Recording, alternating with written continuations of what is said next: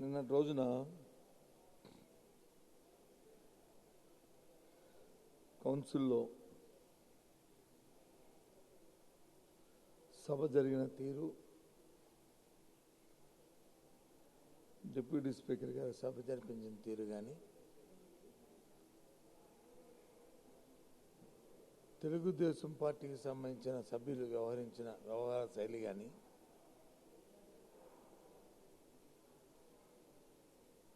వారి ప్రవర్తన కానీ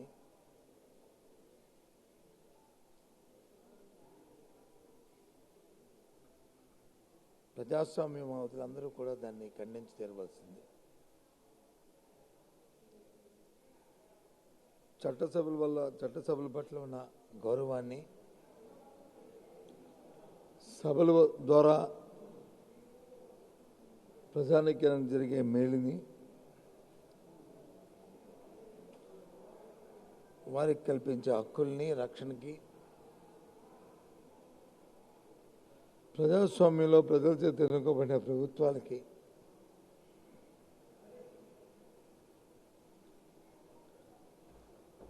సంఖ్యాబలం ఉంది కదా అని చెప్పని వ్యూహాత్మకంగా ముందే ఆలోచన చేసుకొని ఆ రీతిలో సభను అడ్డుకోవడం, దౌర్జన్యాన్ని సృష్టించడం, సభ నిబంధనలకు విరుద్ధంగా ప్రవర్తన చేస్తూ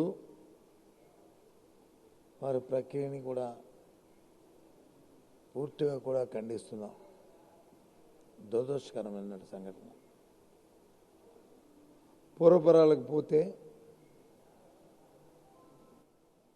ఉదయమే శాసనమండలిలో ఉన్న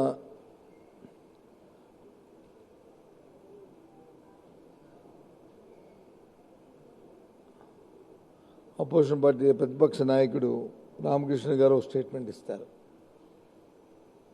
సభలను తేల్చుకుంటామని. అక్కడే విశ్వాసం సృష్టిస్తామని. తదుపరి వచ్చి చైర్లో కూర్చున్న డిప్యూటీ చైర్మన్ గారు నిబంధనలకు విరుద్ధంగా రూలింగ్లు ఇవ్వడానికి ప్రయత్నం చేస్తారు, రూలింగ్లు ఇస్తున్నారు. ప్రభుత్వం మీద వారు విమర్శలు చేస్తున్నారు. తెలుగుదేశం పార్టీ పరంగా మాట్లాడుతూ వారిని వెనకేసుకొస్తున్నారు. మా సభ్యులమంటూ ఆయన మాట్లాడుతున్నారు, మా సభ్యులంటూ. సభలో ఉన్న రాజకీయ పార్టీల తాలూకా అభిమతాన్ని, వారి తాలూకా అభిప్రాయాలు తీసుకోవడానికి ససేమేరా అని ఆయన పదే కోరుతున్నప్పటికీ, వేడుకుంటున్నప్పటికీ తిరస్కరిస్తున్నారు. ఏకపక్షంగా ప్రతిపక్షం ఏదైతే చెప్తుందో, ఆయన పార్టీకి సంబంధించిన పార్టీ తెలుగుదేశం పార్టీ ఏం చెప్తుందో దానికే ఆయన వత్తాసు పలుకుతున్నారు.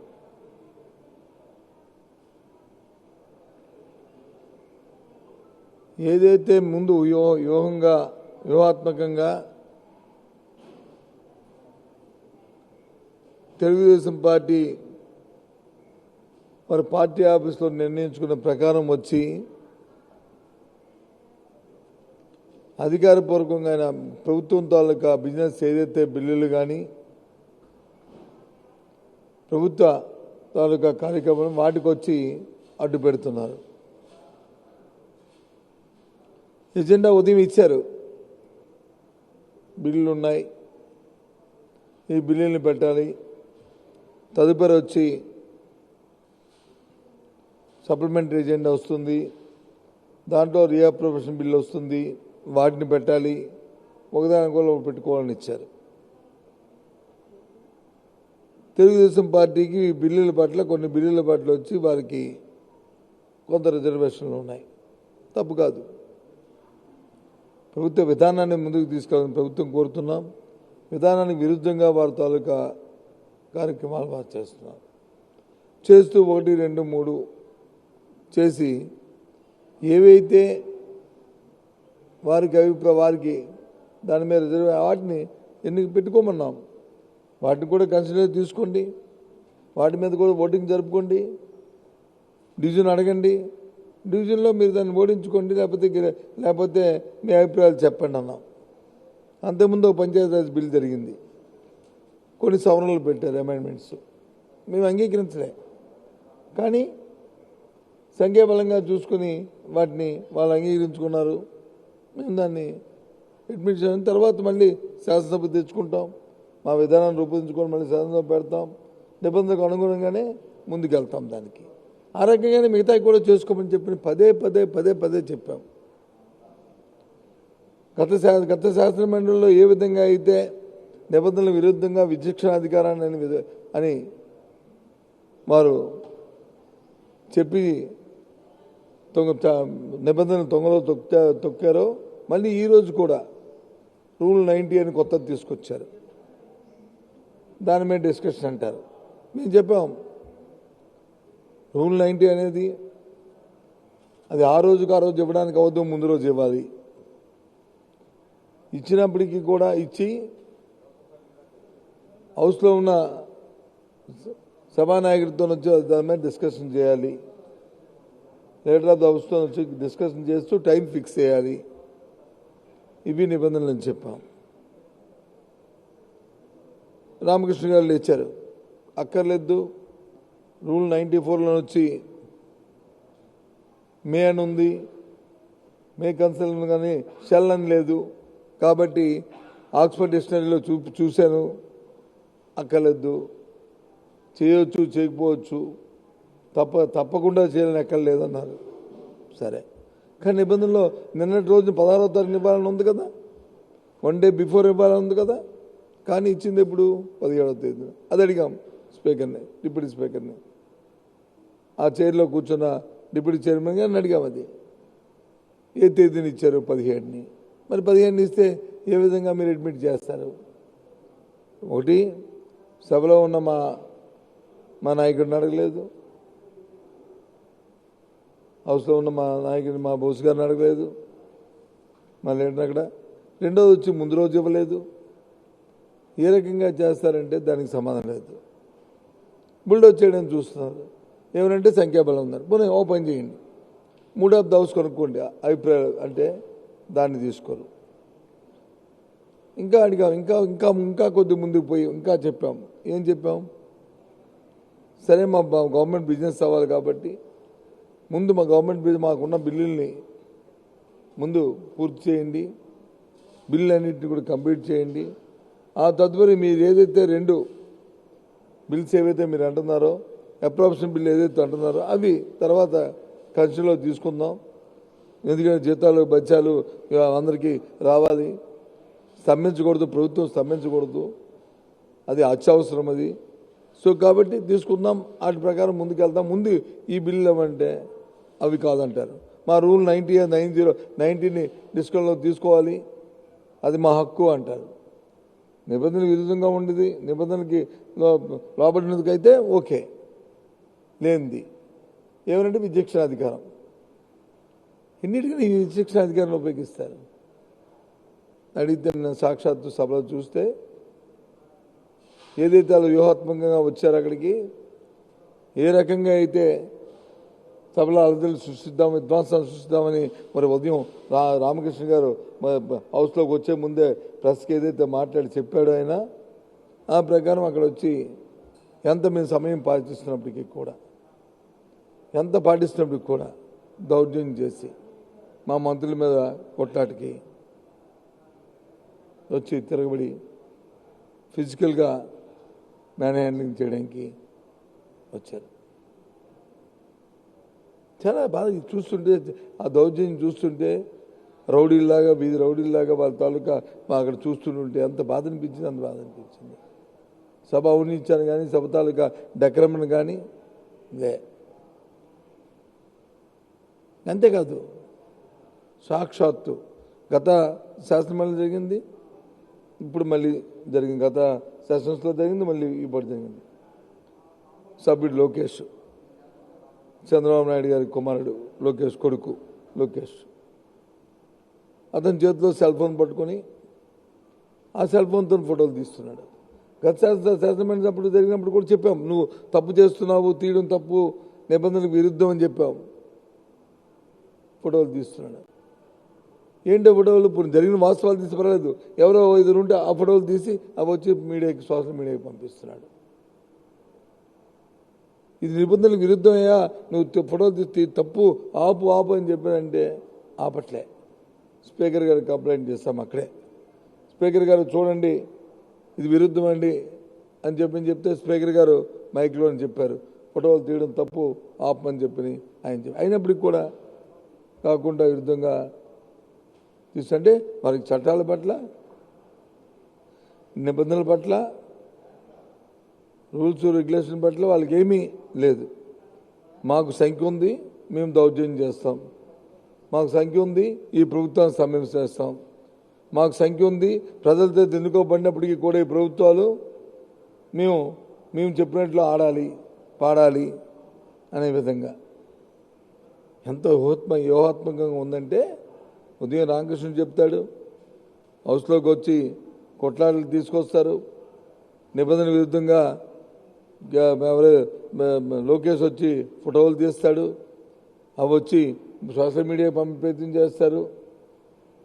ఇవన్నీ జరుగుతున్నాయి. మొన్నటి రోజున నిన్న జరిగింది ఇవి. మొన్నటి రోజునే వాళ్ళు వచ్చి గవర్నర్ గారికి వచ్చి అపాయింట్మెంట్ అడిగారు, ఇవాళ కలుస్తామని. అంటే ముందే తెలుసు వాళ్ళకి ఏం జరుగుతుందో, గొడవలు ఎలా పెట్టుకోవాలా, ఏం చేయాలా, ఏ రకంగా అంత వ్యూహాత్మకంగా ఉన్నారో ఆలోచించేయండి. పనికిమాలకి పని కానీ ఏదైనా వ్యూహాలు కానీ రచిస్తే అది రాష్ట్రానికి పనికి రావాలా, రాష్ట్ర అభివృద్ధికి పనికి రావాలా, దానికోసం ఎన్ని వివాహాలు చేయండి. ఇలాంటి విధ్వాసాలకు వచ్చి, ఇలాంటి కార్యాచరణకు వచ్చి చేస్తున్నారంటే ఏమనుకోవాలి? ఈ పార్టీని, తెలుగుదేశం పార్టీని బాధిస్తుందా? 40 సంవత్సరాల ఇండస్ట్రీ అని చెప్తాడు చంద్రబాబు నాయుడు. ఏమైనా ఆలోచన ఉందా? ఏమైంది? బిల్లు పెట్టి నువ్వు ఓడించుకో, తప్పేం కాదే. ఎందుకు అని ఈ పొద్దు ఇక్కడ ఈ గొడవ తీస్తూ డిప్యూటీ స్పీకర్ వచ్చి, డిప్యూటీ చైర్మన్ వచ్చి అంటే సైలెంట్ తీసుకుని దిగిలిపోతుంది. అటెండ్ చేయడం కాదు, ఒక 10 నిమిషాలు పోగుంటారు ఉంటావు అంటే సైలెంట్ చేస్తానంటే ఆయన వచ్చి వెళ్ళిపోవడం. అంటే ఏంటి? ఏం ఆశించి మీరు ఇచ్చేస్తున్నారు? ఏం సాధిద్దాం అనుకుంటున్నారు మీరు? ప్రజా మ్యాండేట్ కంటే మీ తాలూకా కండబలంతో నుంచి ఉన్నదని చెప్పి అక్కడ సంఖ్యాబలం చేద్దాం అనుకుంటున్నారా? ఇదేనా మీ ప్రజాస్వామ్యం? ఇది దానికి ముందొచ్చి గవర్నర్ గారికి వచ్చి 2 రోజుల ముందు అపాయింట్మెంట్ ఇవాటికి పెడతారు. ఉదయం వచ్చి రామకృష్ణుడు వచ్చి ప్రెస్లో మాట్లాడతాడు, విధ్వంసం సృష్టిస్తామని. మధ్య 10 గంటలకు వచ్చి హౌస్ స్టార్ట్ అయిన తర్వాత వచ్చి అర్ధలు కల్పిస్తారు. ఏమవ్వట్లేదు. ఇవేనండి. అంటే ఎంత వ్యూహాత్మకంగా వీళ్ళు ఇవి చేస్తారో ఆలోచించేయండి. చంద్రబాబు నాయుడు కొడుకు వచ్చి చేస్తాడు. నేను ఎప్పుడో ప్రెస్లో అడిగి చెప్పాను, ఏమి ఇలాంటి సొంతం ఎలా కన్నావు చంద్రబాబు నాయుడు అని చెప్పని. ఎందుకంటే తిరిగిపోతే చెప్పినప్పుడు కొన్ని లీడర్ అవుదాం అనుకున్నప్పుడు కొన్ని ఎథిక్స్లో కొన్ని తెలుసుకోవాలి, కొంత సమయం పాటించి ఉండాలి. ఒకసారి జరిగితే తప్పు తెలియచేశారు, రెండోసారి జరుగుతుందంటే వాంటెడ్లీ. అంటే ఎప్పుడూ కూడా ఒక క్రిమినల్ లైన్ ఆలోచనతో నువ్వు చేస్తున్న కార్యక్రమాలు ఇవి. ఒక అలకల్లో చేద్దాం సృష్టితో ఆలోచించ ఉన్నవి లేనట్టు కల్పించే ఉద్దేశంతో చేస్తున్న కార్యక్రమాలు ఇవి కనిపిస్తున్నాయి. అది తప్పు కాదు. ఏంటిది? ఎంత ప్లాన్డ్గా, ఎంత ప్లాన్ చేసి ఏమైనప్పుడు కూడా ధర్మం మా పక్క ఉంది కాబట్టి, ప్రజాభిమానం, ప్రజల తాలూకా ఆశీస్సులు ఇవాళ జగన్మోహన్ రెడ్డి గారికి, జగన్మోహన్ రెడ్డి ప్రభుత్వానికి ఉన్నాయి కాబట్టి వాళ్ళు ఎంత వ్యూహం చేసినా సరే ఆ తప్పులు తీసుకెళ్తున్నారు. అదే 90 తాలూకా నోటీస్ కానీ మొన్న ఇచ్చుంటే డెఫినెట్గా డిస్కషన్ తేవాల్సిన అవసరం ఉండేది. ఎస్, కానీ ఇవ్వలేదు. ఎందుకు ఇవ్వలేదు? దేవుడు నువ్వు చేస్తున్న తప్పు అని చెప్పి నీకు ఆలోచన అప్పుడు పుట్టినట్లేదు. అయినప్పటికీ డిప్యూటీ చైర్మన్ మావాడు కదా అని చెప్పి శిక్షణ అధికారం అని చెప్పి నువ్వు దాన్ని తీసుకున్నావు. ఈ రకంగా ఇవాళ వచ్చి అప్రూవేషన్ బిల్లు వచ్చి ఏమనంటే అప్రూవేషన్ బిల్లు నేను పదే దీన్ని అన్నాం. ఎస్, అప్పటికి నేను కాంప్రమైజింగ్లో చెప్పాను, ముందు బిజినెస్ తమనేయండి, 3 వస్తాయి బిల్లులు. అప్పుడు ఏ బిల్లు తీసుకోవాలని చైర్మన్ గారు మీరు డిసైడ్ చేయండి, డిప్యూటీ చైర్మన్ గారు మీ చైర్లో మీరు డిసైడ్ చేయండి, మీరు ఏది డిసైడ్ చేస్తే దానికి ఒబే అవుతాం మేము. రికార్డు ఉంది చూడమనండి. నేను చెప్పిన మాట్లాడింది మా పార్టీ తరఫున నేను లేచి మాటలు ప్రతి మాట రికార్డు ఉంది.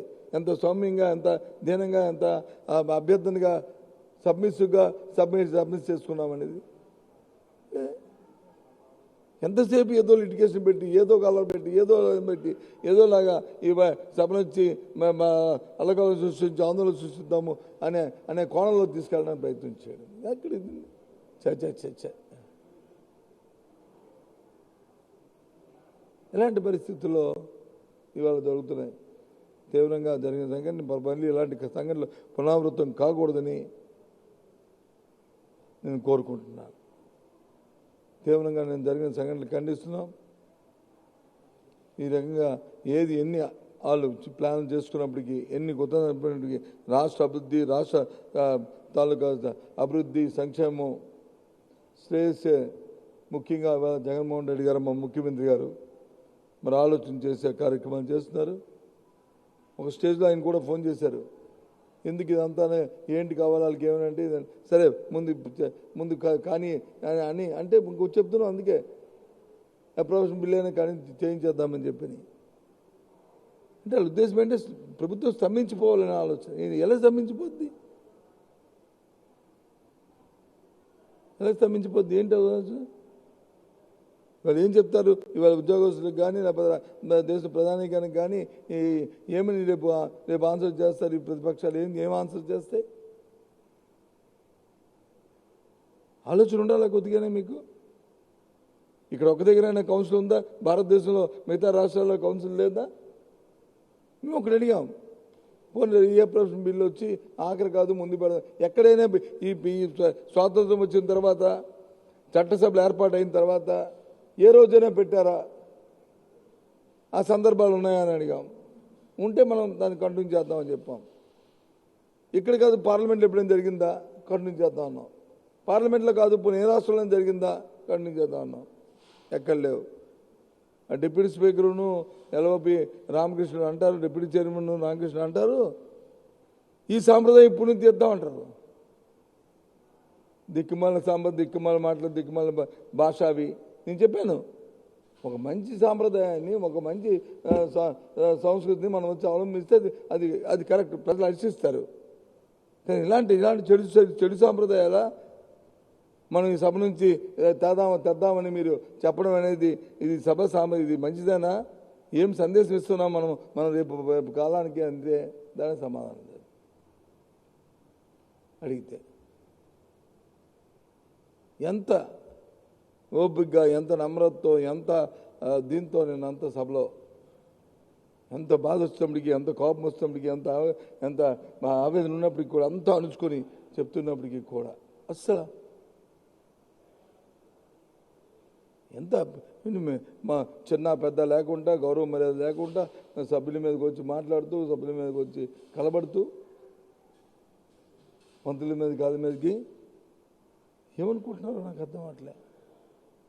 ఇంకా అధికారం ఉన్నాము, ఇంకా మా జాగీర్ అనుకుంటున్నాడు తెలుగుదేశం పార్టీ నాయకులు, వాళ్ళ సభ్యులు కూడా. అది చల్లదు. అది ఆ యాటిట్యూడ్ మంచిది కాదు. కాలానికి అనుగుణంగా, సందర్భానికి అనుగుణంగా, ప్రజా తాలూకా అభిప్రాయానికి అనుగుణంగా మన తాలూకా అభిప్రాయాలు, మన తాలూకా వ్యవహార శైలి ఉండాలి. కానీ మా తాతలు లాంటి నెత్తులు తాగామంటే ఇప్పుడు ఎవడు చూడు ఒప్పుకోరు. ఇవాళ ప్రజల తాలూకా అభిమతం ముందుకెళ్ళాలి.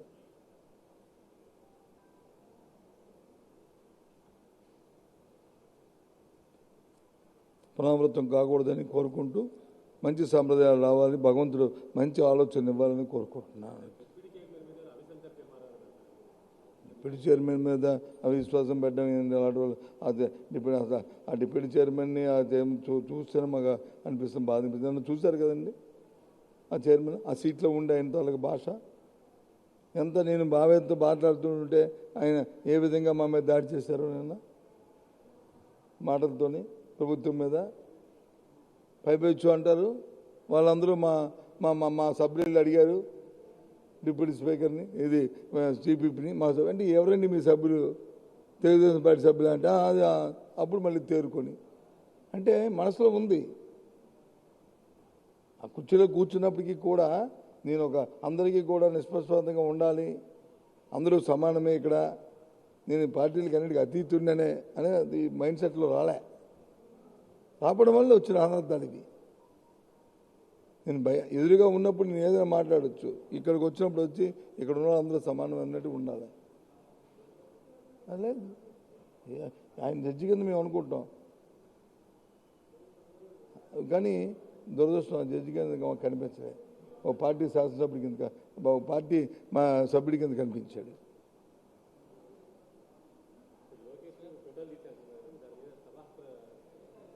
ఏం పరిశీలించమని చెప్పాం.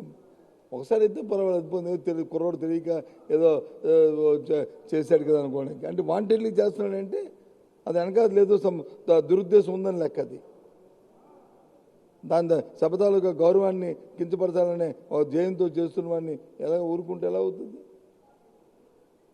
పరిశీలించమని చెప్పాను. నేనైతే మాత్రం చెప్పాను, మా పార్టీ కూడా పరిశీలిస్తాం ఆ విషయాన్ని. మంత్రి మీద దాడిని, అది తీస్తున్న ఫోటోల్ని అన్నింటినీ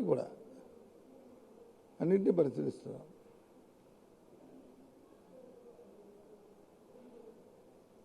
ఏ ఒక్కటి కాకుండా అసలు టోటల్గా నిన్న ఒక కాన్ఫిడెన్సీ ఇదంతా కూడా. ముందు గవర్నర్కి వచ్చి ముందు రోజు అపాయింట్మెంట్ అడుగుతారు, వెళ్ళిన మీకు వస్తే, ఎందుకంటే ఎలా గొడవ జరుగుతుంది, ఆ గొడవ మా మీద సృష్టించాలని చెప్పి, ఏదో సానుభూతి సాధించాలని చెప్పి చేసిన పనికి వాళ్ళ పని ఏదో పనులకు వచ్చి అక్కడికి వచ్చి చెప్పుకొని అది చేయడానికి, రామకృష్ణ వచ్చి లోన మేము తేల్చుకుంటాం, విధ్వంసాలు సృష్టిస్తాను ఆయన స్టేట్మెంట్ ఇస్తాడు. లోన్కి వచ్చి లోకేష్ వచ్చి ఫోటోలు తీస్తాడు, చంద్రబాబు నాయుడు కొడుకు. మా సభ్యులు వచ్చి మంత్రుల మీదకి వచ్చి కలబడతారు, మ్యాన్యాలను చేయడానికి ప్రయత్నం చేస్తారు. ఇవన్నీ ఈ రకమైన కార్యక్రమాలు చేస్తారు. అవన్నీ కూడా అక్కడ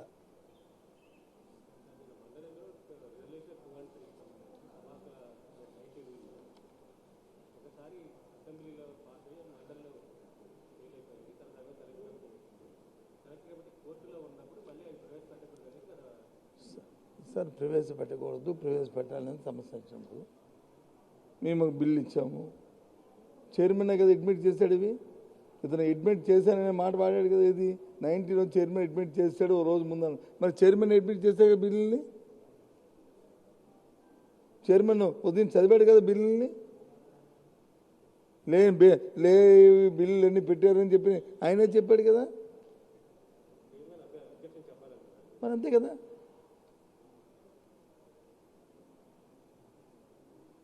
మరి చైర్మనే కదండి బిజినెస్ని ఆయన పెట్టి అందరికి టేబుల్ లేడీ అని చెప్పి ఏ బిల్లు వేయవని ఉదయం ఫస్ట్ అవర్లో ఆయన రాగానే చదివింది ఏంటి అదే కదా.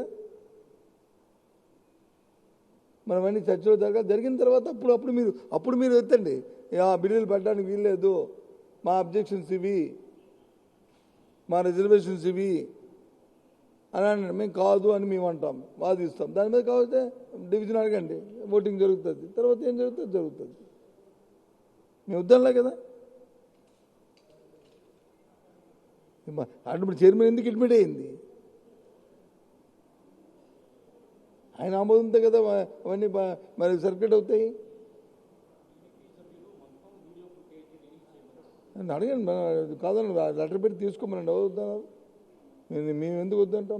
మేము పెట్టి అడుగుతున్నాం కదా. ఇప్పుడు టీవీ ఫుటేజ్ తీసుకొని ఆ లోకేష్ చేసిన పనికి మళ్ళీ పని అదో పని, ఆ పనికి మళ్ళీ పని, అలాగే మా మంత్రుల మీద చేసిన దౌర్జన్యాలు మేము అడుగుతున్నాం కదా. ఇప్పుడు అది మేము లేదా చెప్పండి. ఇంకా అంతేనా? ఎలా వెళ్తుందండి? అతను చెప్తే ఎడమలు ఏమైనా బ్రహ్మంగారు ఏంటండి? కాదు ఎమ్మెల్యే యనమల రామకృష్ణ ఏమైనా బ్రహ్మంగారా? లేకపోతే బ్రహ్మ నేను సృష్టించాను అనడానికి? దాని చట్టాలు నిబంధనలు రూల్స్ పద్ధతులు ఆ పుస్తకాలు అవన్నీ ఉన్నాయి కదా, అవన్నీ ఎలాగెళ్తాయి? ఆయనే చెప్పాడు కదా చైర్మన్, ఆ రూల్తో ప్రకారం వాళ్ళు పెట్టలేదు, చేసేది తప్పు, కానీ నా విచక్షణ అధికారంతో అన్నారు. అయినప్పటికి కూడా అది కాదన్నారు. అది రికార్డ్ అవ్వలేదు.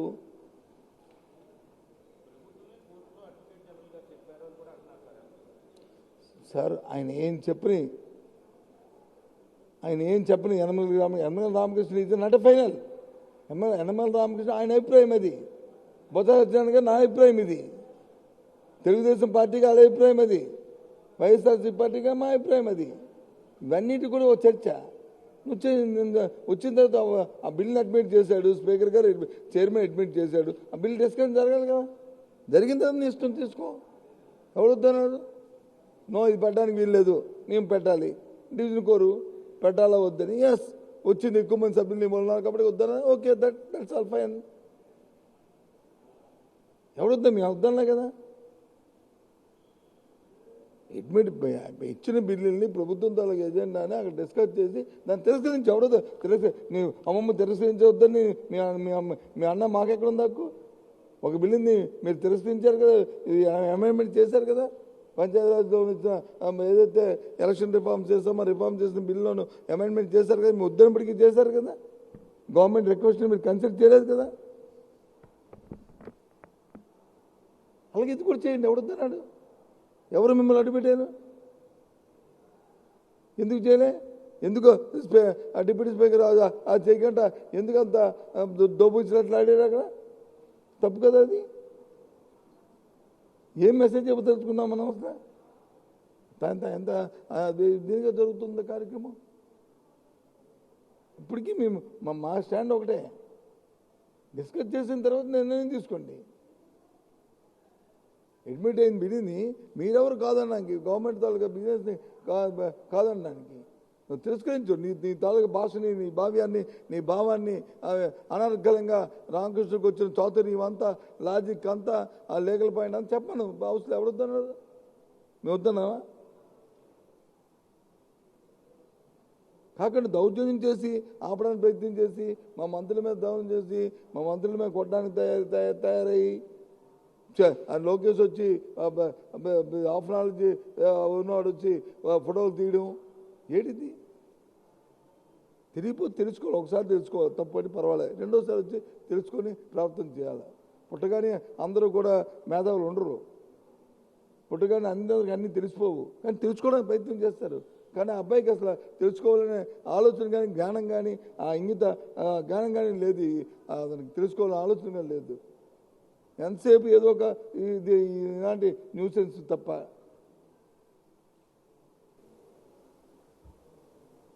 ఇంకేంటంటే అంతేనా?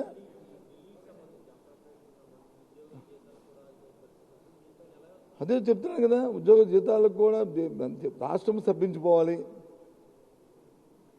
అనేది తెలుగుదేశం పార్టీ తాలూకా ఆలోచన, ప్రధాన ప్రతిపక్షం తాలూకా రీతి అనుకుంటున్నారు. కానీ వాళ్ళు అనుకోవచ్చు, కానీ అది జరుగుతాయా? కాకపోతే ఒక రోజు అటు ఇటు ఆలస్యమో అవుతుంది తప్ప, ఒక రోజు అటు ఇటు అవుతుంది తప్ప అంతకంటే ఏం సాధించేది ఏం లేదు కదా.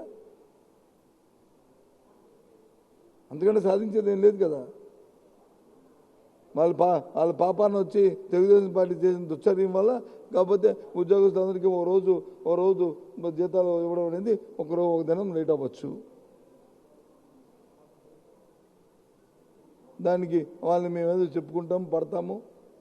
కానీ ఇది చిరస్థాయిగా ఇది ముందుపద్ధతిగా ఇవాళ తెలుగుదేశం పార్టీ చేసిన చర్య ఆ ఉద్యోగస్తుల తాలూకా గుండెలో వాళ్ళకి ఒక రోజు జీతం ఇవ్వకుండా వాళ్ళకి అటు ఆపడం అనేది తప్పు కదా. ఎంత బ్లండర్ అది. నీతులు చెప్తారు రోజు, మళ్ళీ పెద్ద పెద్ద నీతి కబుర్లు వేదాలు చెప్తారు. అంత తప్పది. ఓకేనా? Thank you.